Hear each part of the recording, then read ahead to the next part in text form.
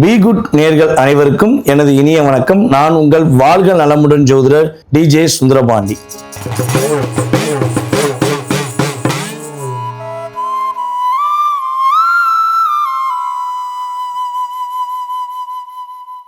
சனி பகவான் வாக்கியப்படி கும்பத்திலிருந்து மீன ராசிக்குள்ள நுழைந்தார்.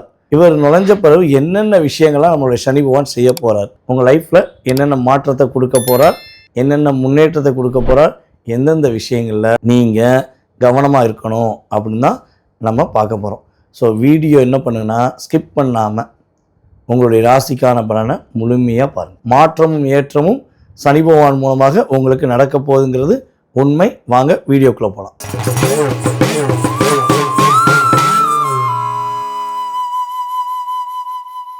சிம்ம ராசி என்பவர்களுக்கு சனி பகவான் ராசிக்கு 7ஆம் இடத்திலிருந்து 8ஆம் இடத்துக்கு வந்துட்டார். எட்டி உதைக்க போறார், வச்சு செய்ய போறார், செய்யவோ செய்வார் அப்படின்னு நிறைய வீடியோ நீங்களும் பார்த்துருப்பீங்க, நானும் பார்த்தேன். ஆனால் ஒரே ஒரு விஷயம், சனி பகவான் உங்கள் ராசிக்கு நல்லவரா?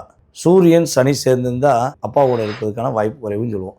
அப்போ கிட்டத்தட்ட கும்ப ராசியில் சனி பகவான் 7ஆம் இடத்தில் அமர்ந்து கிட்டத்தட்ட 2.5 வருஷமாக தன்னுடைய 7ஆம் பார்வை மூலமாக உங்களை பார்த்தார்.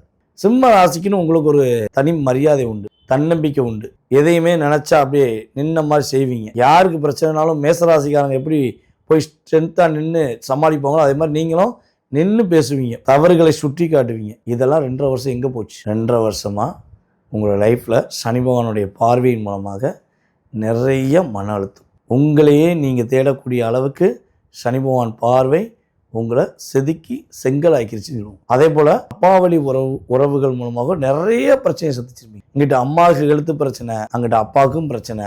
இவங்க 2 பேருடைய ஹெல்த்துக்காக நான் செலவழித்த தொகையை எடுத்து வச்சா அந்த தொகை என்னுடைய 10 வருஷ உழைப்பு அப்படின்னு சொல்லக்கூடிய அளவுக்கு நிறைய செலவுகள் வந்திருக்கலாம் என்பது உண்மை. சில சிம்மராசி அன்பர்கள் வீடு கட்ட முயற்சி பண்ணி பாதியோடு நின்றுச்சுங்க. பேஸ்மெண்ட்டை மட்டும்தான் போட்டோம், ஓட்டாங்கி ஒரு தலையில் இடி அப்படிங்கிற மாதிரி உங்களுக்கு நடந்திருக்கலாம். அப்போ இவ்வளோ விஷயங்கள் உங்களுக்கு எதிர்வினைகள் நடந்தது உண்மை என்றால், அதே போல் இந்த கணவன் மனைவி ஒற்றுமை விஷயங்களில் சிம்ம ராசிக்காரங்க இப்போலாம் நிறைய மன அழுத்தத்தை சந்திக்கிறீங்க. ஸோ அந்த அளவுக்கு உங்களை டிஸ்டர்ப் பண்ணியிருப்பாங்க. இதெல்லாம் இனிமேல் நடக்காது உங்கள்கிட்ட அப்படிங்கிற மாதிரி உங்கள் லைஃப்பில் நிறைய டேர்னிங் வரப்போகுது.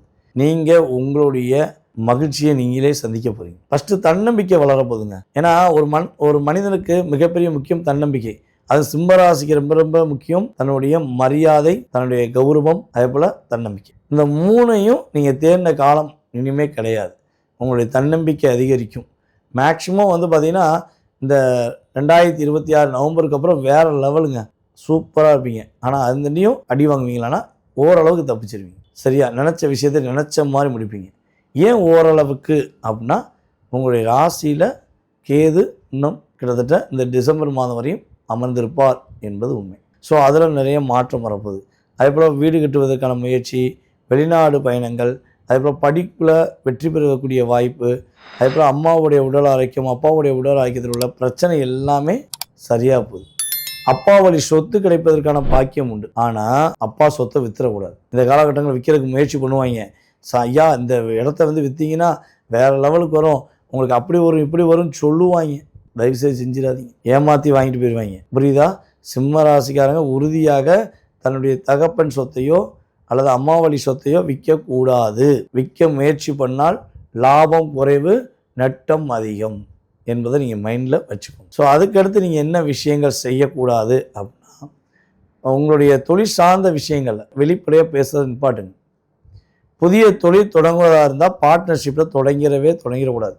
மேக்ஸிமம் சிம்ம ராசிக்காரங்க பார்ட்னர்ஷிப் போட்டுட்டாலே அடுத்த செகண்டு நமக்குள்ளேயே முடிவெடுத்துக்கணும். நம்ம அவங்கள்ட்ட விட்டு கொடுத்து போகணும் அல்லது அவங்க பேச்சு மட்டும்தான் கேட்கணும்னு நினைப்பாங்கிறத மைண்டில் ஃபிக்ஸ் பண்ணிக்கணும். நீங்களாக தான் இருக்கணும்னு ஆசைப்படுவீங்க.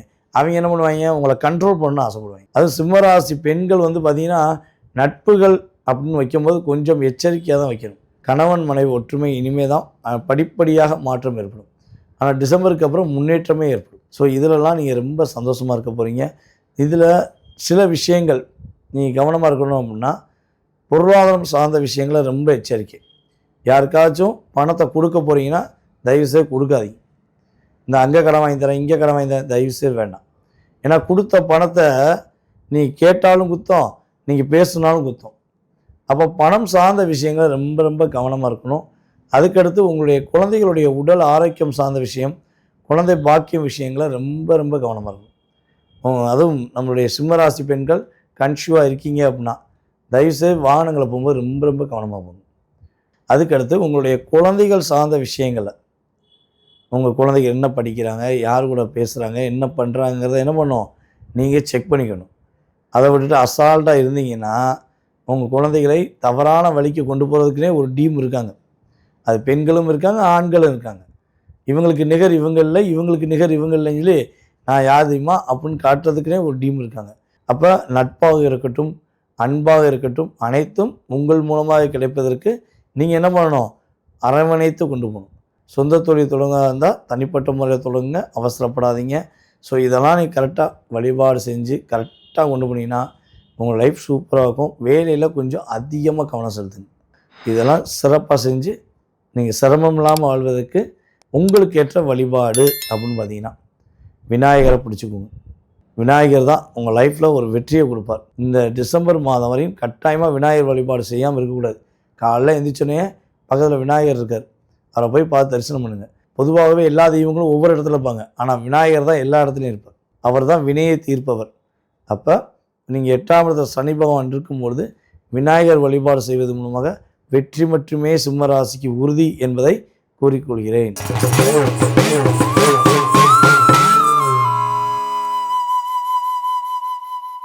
கன்னி ராசி அன்பர்களாகிய உங்களுக்கு கிட்டத்தட்ட ஒரு 3 வருட காலமாக நிம்மதியாக தூங்கினேன், நான் நிம்மதியாக ரிலாக்ஸாக இருந்தேன். இந்த 2 விஷயத்தை யாராவது பண்ணியிருப்பீங்களா? இல்லை பண்ணதான் விட்டுருப்பாங்களா? நான் உன்னை விடுவேன் அப்படின்னு சொல்லி உங்களை தூக்கத்திலும் துரத்தி அடிக்கக்கூடிய சூழ்நிலை தான் கடந்த காலங்களில் நடந்திருக்கும். அதே போல் ஒரு இடத்துல நிலையாக உங்களால் வேலை பார்க்க முடியாது.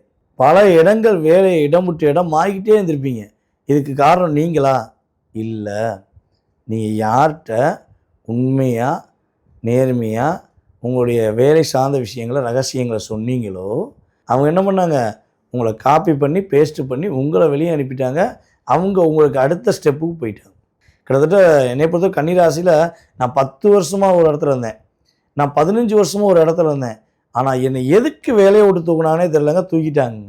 காரணம் சொல்லுங்கடா, டே எதுக்கு ஒத்து வர மாட்டேன் சொல்லிவிட்டு அனுப்புங்கடா. நீங்கள் கேட்டிருப்பீங்க நம்ம வடிவேல் சார் காமெடி மாதிரி.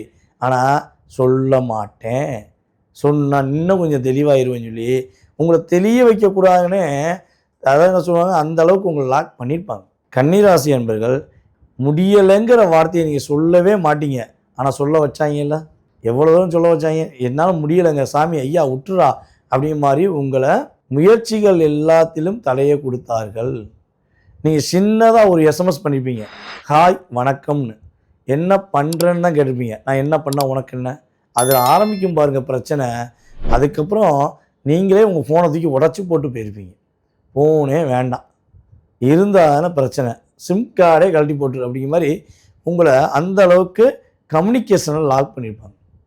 நீ சொன்னே இல்லை, நீங்கள் சொன்னது ஒரு தடவை, நீ சொன்னே இல்லை, நீ சொன்னேன்னு மைனா படத்தில் நீ சொன்னேன்னு ஒரு மேடம் வந்து அந்த படத்தில் அவங்களுடைய கணவரை கேட்பாங்க பார்த்தீங்களா, அதே மாதிரி தான் உங்களுடைய கணவரும் கேட்டிருப்பார், அல்லது கன்னிராசி மனைவியும் அப்படி தான் கேட்டிருப்பாங்க.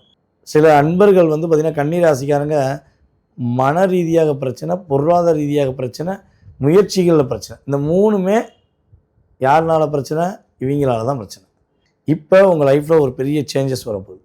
இனிமேல் நீங்கள் என்ன பண்ணுங்கள், என்னென்ன விஷயங்கள் உங்களுக்கு தடைன்னு சொல்லி மொத்தமாக எழுதி வச்சுக்கோங்க. அதை ஒன்று ஒன்றா என்ன பண்ண போகிறீங்க, அழிச்சிக்கிட்டே வருவீங்க. ஒரு தடை முடிஞ்சு, 2வது தடை முடிஞ்சு, 3வது தடை முடிஞ்சுன்னு ஒவ்வொரு தடைகளையும் எரேஸ் பண்ணிக்கிட்டே வரலாம். அந்தளவுக்கு உங்களுடைய முயற்சியின் மூலமாக என்ன பண்ண போகிறீங்க, முடித்து காட்ட போகிறீங்க. நம்முடைய கன்னிராசி என்பவர்களை யாரெல்லாம் கலைத்துறையில், சின்னத்திரையில், யூடியூப் சார்ந்த துறைகளில் அல்லது தன்னுடைய திறமையை காட்டணும்னு துடிக்கின்ற அத்தனை விதமான துறைகளை வேலை பார்க்குற நம்முடைய அன்பு சகோதர சகோதரிகள் எழுதி வச்சுக்கோங்க, வெற்றி அப்படி சொடக்கு போட்டு சொல்லலாம். அந்தளவுக்கு உங்களுடைய வெற்றியை நீங்கள் உறுதிப்படுத்த முடியும். இன்னொரு விஷயம், கணவன் மனைவி ஒற்றுமை சூப்பராக இருக்கும்போது ரொம்ப அற்புதமான சூழ்நிலைகள் இனிமேல் ஏற்பட போகுது. கல்யாணமே முடியலையே, அப்புறம் எப்படி கணவன் மனைவி ஒற்றுமைன்னு சொல்லலாம். பொண்ணு தேடி அலைஞ்சிங்களா, இனிமேல் உங்கள் மனசுக்கு பிடிச்ச வாழ்க்கை துணை கிடைக்க போகுது. சிறப்படையக்கூடிய சிரமம் இல்லாத ஒரு காலம் இந்த காலம். ஆனால் கவனமான சில விஷயம் இருக்கணும். என்னென்ன விஷயங்களை கவனமாக இருக்கணும்னா, உங்களுடைய அம்மாவுடைய உடல் ஆரோக்கியம் சார்ந்த விஷயங்களில் கவனம் செலுத்தணும். அம்மா கிட்ட விவாதம் பண்ணுவதில் கவனம் செலுத்தணும். நீ சொல்லி நான் கேட்கவா, நான் சொல்லி நீ கேட்கவான்னு சொல்லவே கூடாது. எப்போதுமே கன்னிராசிக்காரங்க அம்மாவுடைய அன்பை முழுமையாக பெற்றால் எவ்வளோ பெரிய கிரக பயிற்சி ஆனாலும் சமாளிச்சலாம். அது ஃபஸ்ட்டு. நெக்ஸ்ட்டு என்னென்னா, நீங்கள் சந்தோஷமாக இருக்கிற மாதிரி ஸ்டேட்டஸே வைக்காதீங்க. நீங்கள் ஸ்டேட்டஸ் வச்சிங்கன்னா பின்னாடியே வருவாங்க வில்லைங்க. ஓகேவா? அப்படியே நீங்கள் வச்சு உங்களுடைய புகைப்படங்களை வச்சு பாட்டுக்கிட்ட போட்டு வச்சிங்கன்னு வச்சுக்கோங்க, இலே சந்தோஷமாக இருக்காண்டா இந்த வந்துட்டேன்டா அப்படின்னு ஓடி வந்து உட்காந்துருவாங்க. அதனால் அதுக்காக நான் சோகமாகவே இருக்கணுமா அப்படிலாம் கிடையாது. உங்கள் சந்தோஷத்தை உங்களுக்குள்ளே வெளிப்படுத்திக்கோங்க. ஸ்டேட்டஸ் வச்சு வெளிப்படுத்துவதை கொஞ்சம் கவனம் தேவை. இல்லைன்னா என்ன பண்ணுங்கன்னா, உங்களுக்கே தெரியும். இப்போ ஒரு 3 வருஷம் தெரிஞ்சிருப்பீங்க. உங்களை யார் யாரெல்லாம் நல்லா இருக்கக்கூடாது நினச்சாங்கன்னு ஒரு லிஸ்ட்டு வச்சுருப்பீங்கள, அவங்கள ஃபுல்லாக பிளாக்கில் போட்டுருங்க. இல்லைன்னா உங்கள் ஸ்டேட்டஸை பார்க்க முடியாத அளவுக்கு மியூட்டில் போட்டுருங்க. ஓகேவா? முடிஞ்சளவு இதை ஃபாலோ பண்ணுங்கள், சூப்பராக வாழ்வீங்க.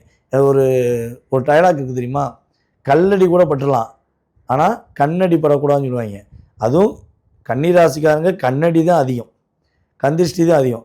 உங்களுக்குள்ளே அவ்வளோ பிரச்சனை இருக்கும். நீங்கள் ஜம்முன்னு வீட்டில் ட்ரெஸ்ஸை போட்டு நீட்டாக ஜம்முன்னு அப்படியே மல்லிகைப்பூ வச்சு மங்களகரமாக வருவீங்க. அப்படியே ராஜா மாதிரி அப்படியே ட்ரெஸ்ஸை போட்டு பட்டைக்கிட்டே போட்டு வருவீங்க. ஆனால் உள்ள பிரச்சனை ஓடும். என்ன சொல்லுவாங்க, இவன் பாரியா கொடுத்து வச்சு வாழ்ந்த இவனை மாதிரி வாழலையா, கன்னிராசிக்காரி மாதிரி வாழ்ந்தான்னு சொல்லுவாங்க. நீங்கள் சொல்லுவீங்க, ஒரு நாள் வாழ்ந்து பாரு ஓடிடுவ, ஊரை விட்டு இல்லை உலகத்தை விட்டே ஓடிடுவ அப்படின்ற அளவுக்கு நீங்கள் உங்கள் மனசுக்குள்ள சொல்லிக்கிட்டு இருப்பீங்க. அப்போயும் கூட வெளியே சொல்ல மாட்டீங்க. ஏன் சொல்ல மாட்டீங்க?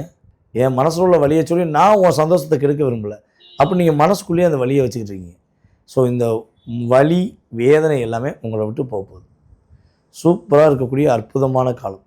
வெளிநாடு போகணும், வெளி மாநிலம் போகணும், ஊர் விட்டு ஊர் போகணும்னு ஆசைப்படுற கன்னிராசி உடனே கிளம்பலாம், வெற்றி உண்டு. ஸோ அதுக்கடுத்து இன்னொரு விஷயம் வந்து பார்த்திங்கன்னா, சனி பகவான் உங்களுடைய ராசியை பார்க்கார். அப்போ ஒரே ஒரு விஷயம், ஸ்டேட்டஸ் வைக்கக்கூடாதுன்னு சொன்ன மாதிரி, நான் இப்போ சூப்பராக இருக்கேன், என்னால் தான் முடியும், என்னால் மட்டும்தான் முடியும், இந்த வார்த்தையை உபயோகப்படுத்தக்கூடாது. தான் அப்படிங்கிற ஒரு அகராதி உங்களுக்கு வராது, வரவும் கூடாது.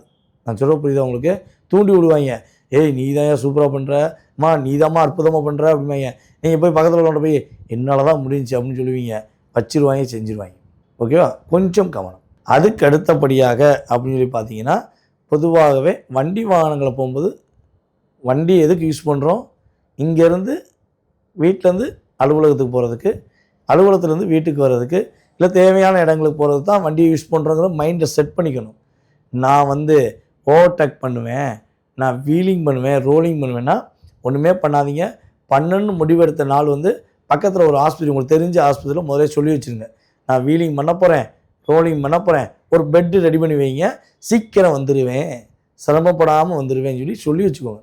நார்மலாக ஓட்டிகிட்டு போகிறவங்களுக்கு பிரச்சனை கிடையாது. வீலிங் ரோலிங் பண்ணால் பெட்டு என்பது உறுதி. இதை மட்டும் ஏன் அழுத்தமாக சொல்லணும்னா, நம்மளுடைய இளைஞர்கள் கண்ணுக்கு தெரிஞ்சு ரொம்ப மோசமாக வண்டி ஓட்டிட்டு போகிறாங்க. ஓகேவா? அவங்களுக்கு தான் இதை சொல்கிறது. அதே போல் இளைஞர்களுக்கு பின்னாடி நம்மளோட பெண்களும் அப்படியே அம்சமாக ஓட்டிகிட்டு போகிறாங்க, பின்னாடி உட்காந்து போகிறாங்க. அது கன்னிராசி பெண்கள்லாம் கொஞ்சம் கவனமாக போங்க. அவன் வீலிங் பண்ணிட்டு போயிடுவான், ரோலிங்கில் உங்களை கூப்பிட்டு போயிடுவாங்க, அவன் தப்பிச்சு ஓடி போயிடுவான். புரியுதா? அதெல்லாம் கொஞ்சம் கவனமாக இருங்க. இதெல்லாம் எச்சரிக்கை பதிவு தான். ஸோ இதிலெல்லாம் கவனமாக இருந்தால் உங்கள் லைஃப்பில் சூப்பராக இருப்பீங்க. அப்பா அம்மா இந்த 2 பேரையும் நேசிக்க கற்றுக்கோங்க. இதை தவிர வேறு யாரையும் பார்க்க கூட கற்றுக்கிறாதீங்க. அப்பா அம்மாவை மட்டும் நேசித்த கன்னி ராசிக்காரர்கள் இந்த காலகட்டங்களில் வெற்றி பெறுவீர்கள், மகிழ்ச்சி அடைவீர்கள், நிம்மதியாக இருப்பீங்கிறது நிதர்சனமான உண்மை. உங்களுக்கான வழிபாடு அப்படின்னு பார்த்தீங்கன்னா, நீங்கள் நரசிம்மர் வழிபாடை பின்பற்றுங்க. ஓகேவா? சனிக்கிழமை நரசிம்மர் வழிபாடு செஞ்சீங்கன்னா உங்களுக்கு எந்த ஒரு அழுத்தமும் இல்லாமல் நிம்மதியாக வாழ்வீங்க, சிறப்பாக வாழ்வீங்க, மகிழ்ச்சியாக இருப்பீங்க.